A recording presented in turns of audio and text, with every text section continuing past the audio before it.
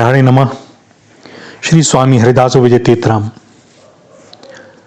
जब भगवत प्राप्ति की इच्छा किसी के हृदय में प्रबल हो जाती है तो सबसे ज्यादा माया ही विघ्न करती है।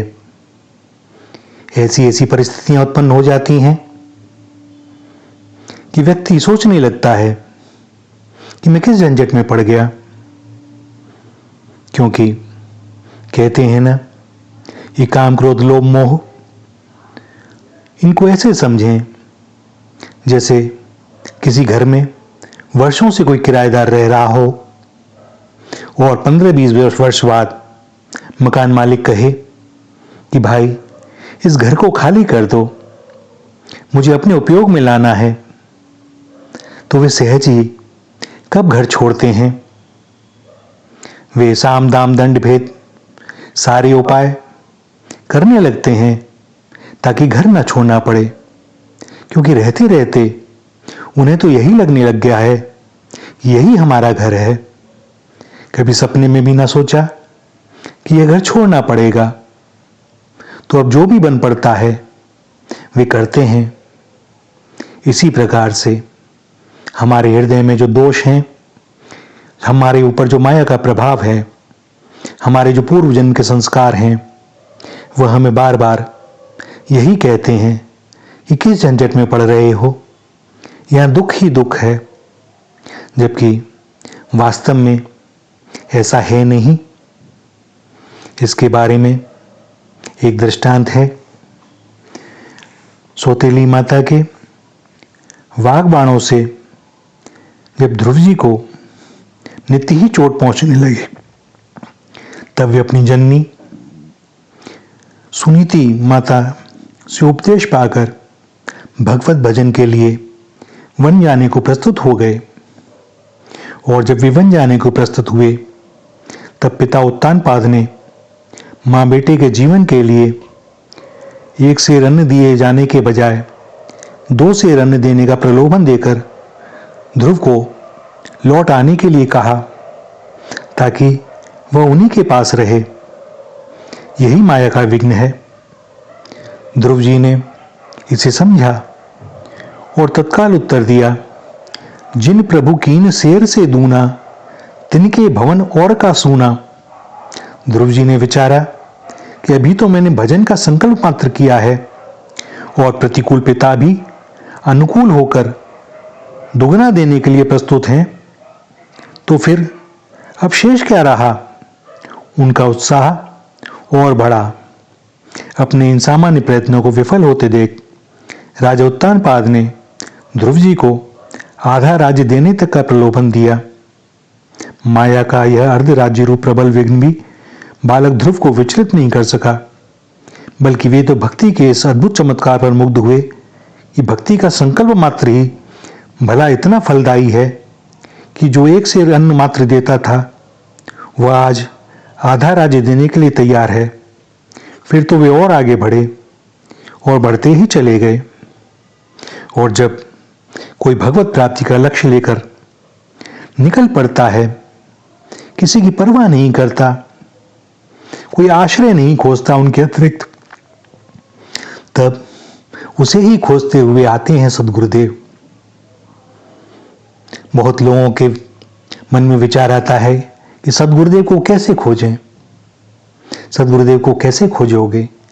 अरे वही तुम्हें खोजेंगे किसी दिन, जब वे देख लेंगे कि हृदय में केवल एकमात्र भगवत प्राप्ति की इच्छा है, तो श्री हरि स्वयं ही भेजेंगे किसी को सद्गुरुदेव बनाकर। वे स्वयं ही आएंगे उस रूप में। और ऐसे ही आए ध्रुव जी के पास श्री नारद जी, और उन्होंने कहा, पूरा राज्य मैं तुम्हें दिलवा दूंगा, वापस लौट चलो पुत्र। किंतु ध्रुव जी अपने लक्ष्य में सुमेर पर्वत की तरह अडिग ही बने रहे। फलस्वरूप श्री नारद जी ने कृपा की, मंत्र दिया और ध्रुव जी महाराज मधुवन में जाकर तपस्या में संलग्न हो गए। इतने पर भी माया ने उनका पीछा नहीं छोड़ा। एक दिन अचानक आंधी पानी बवंडर तूफान की सृष्टि कर स्वयं माया ही श्री ध्रुव जी की माता सुनीति का स्वरूप धारण कर श्री ध्रुव जी के आश्रम के पास आकर रोने बिलखने लगी और बार बार घर लौट चलने का आग्रह करने लगी।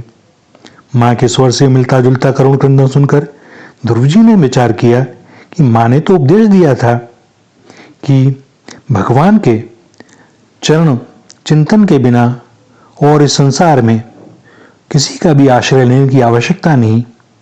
फिर माँ ही मुझे भजन से श्री हरि के चरण चिंतन से विरत क्यों करने लगी? भला जिसका लाल भगवान का आराधन करे वह माँ संकट में पड़ ही कैसे सकती है?